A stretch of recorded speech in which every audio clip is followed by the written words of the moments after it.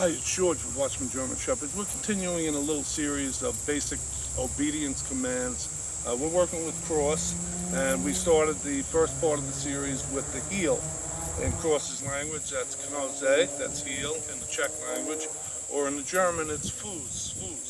If you want to teach your dog in the German, some people prefer to do that. And so what I want to focus on in this particular command, not for any reason that's different than any of the other commands, but I did want to say a little something about you as the handler, the person leading the dog. I want you to pay attention to your timing. When you give the command, excuse me, a lot of bugs out here in the field, but when you give the command, I want you to be mindful of your timing and as it relates especially to your motion. And so when you stop, as you're coming to a stop, you're going to give the command sit initially, and then you work that into you continue down the field, but you have the dog go in the sit position. You can do that with a leash, a little tab. It's not really ideal to do with a leash like this, a 4-foot leash, but sometimes we use a little tab, a 1-foot leash or less, or off leash, of course, and you have the dog sit and you continue down the field. So the practical uses of the sit, right? A lot of times it's very practical. If you are walking and you meet someone, say you're walking in the park, see someone you know, or just someone maybe has a dog too, and you want to talk, and well, you put your dog in a sit. That's very convenient. Kind of calms them down, and you don't have to worry that too much is going to get out of control, because when you put them in the sit, they're going to sit. Excuse me again. So it's very functional in that way, and it can be used in a lot of situations where you're just getting the dog to not jump up on someone. Maybe a few people come to visit, and your dog is excitable before you get it through some more refined socializing in your home and out and about.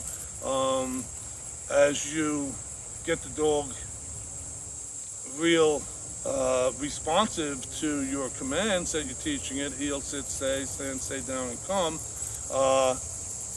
you will be able to alleviate a lot of those unwanted situations, right? You don't want your dog, cute as it can be and fun, but you don't want jumping up on your guests, visitors, family, kids, older people. Your dog can knock someone over. So it's cute and fun, but you have to be you have to think a little past that, and it could be dangerous for people if the dog jumps up on them. So the sit is perfect. When the dog is responsive to the sit through the continued rote routine that you go through with the dog, well, the dog's going to sit when you tell it to sit, and you avoid a situation that is not good, potentially even dangerous. Again, if a dog knocks over an older person or a baby near a set of stairs, I mean, that sounds wild, but guess what? Stranger things have happened. So the sit is very practical, very useful, and we're going to go through the routine with Kros. I always use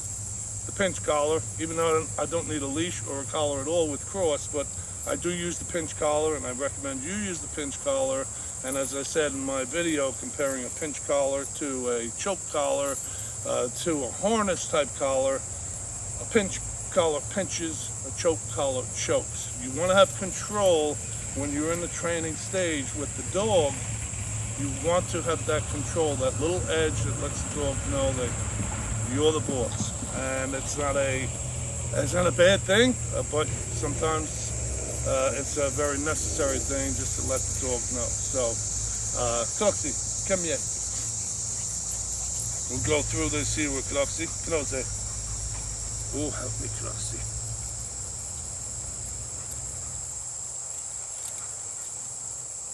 Oh, Kroxy. It's a little praise. I get Kros. You see, he came right to me, right? He knows the routine.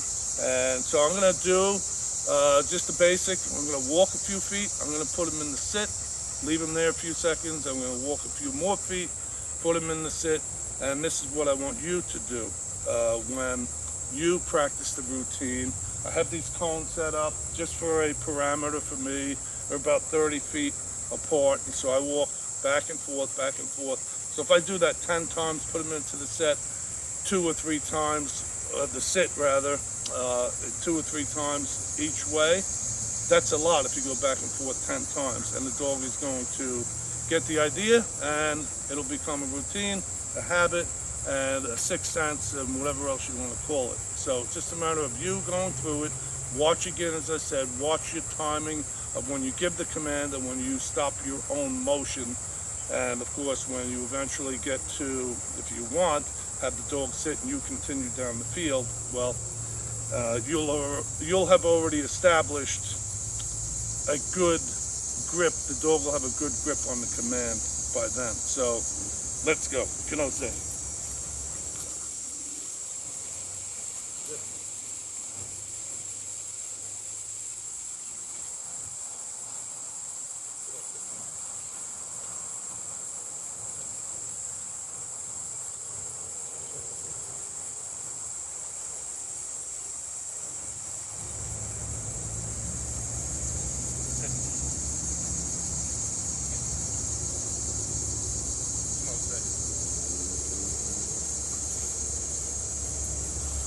Sit me.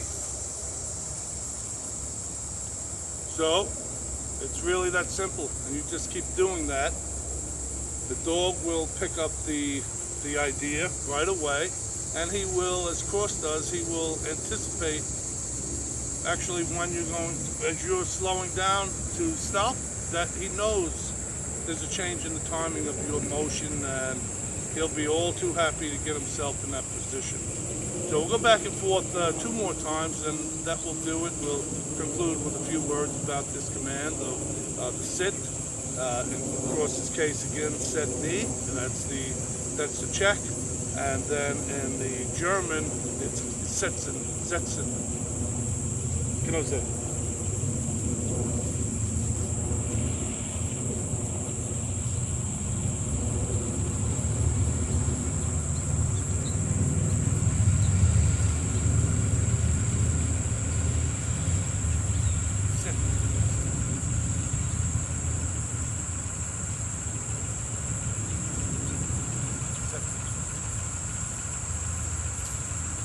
Set me.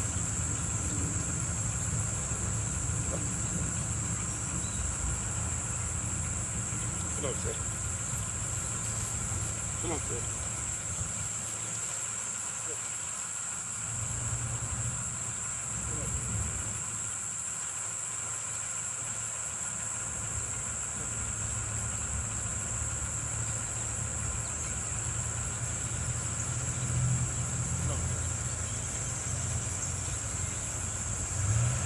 Sit.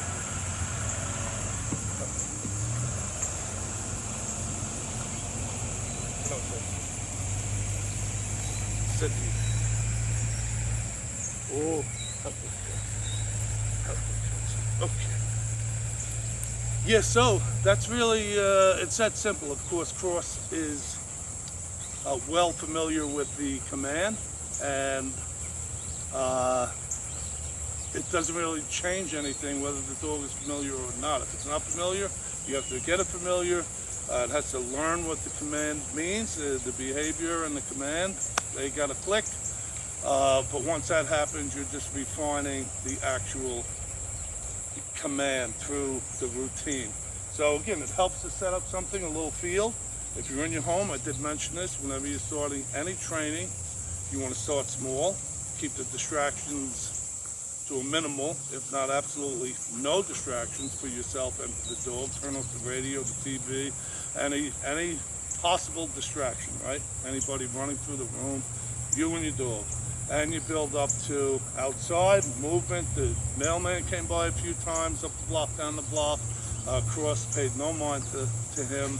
And if a squirrel ran across or whatever, a rabbit, we have rabbits here, wouldn't matter because he's so used to looking to me for the next, what he can do through the heel principally, and then of course building again on the heel, the sit, stay, stand, stay, down and come. And so it's not really that involved, and it doesn't take a lot of time to get just the basics down, and the basics again are very helpful, and it can oftentimes mean